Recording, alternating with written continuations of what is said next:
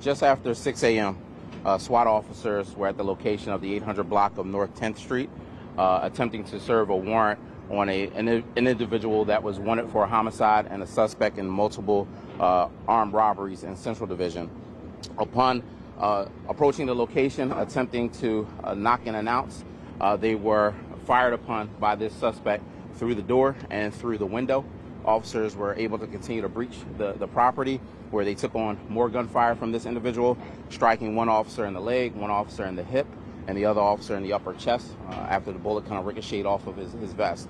At that point, the suspect ran through the property, attempting to flee out of the rear of the property, at which point in time, SWAT officers that contained that property in the rear of the property began to engage that suspect. After the suspect began to fire at them, they returned fire, ultimately striking the suspect. Our officers were transported here, where, again, the hospital staff did a tremendous job working on them, and the suspect was transported to Temple Hospital, where he was pronounced at 7:32 a.m.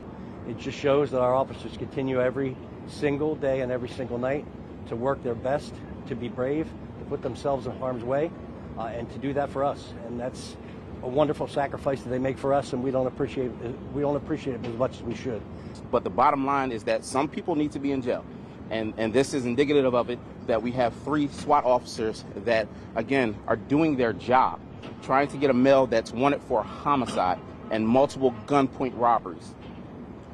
That should not be happening. This just should not be happening. Are you pointing the finger towards the district attorney? I'm not pointing the finger at anybody. I'm pointing it at everybody, right? Because there's too many people that have guns. This is a 19-year-old suspect. So something has been broken in this young man's life for a long time, and it just didn't start today.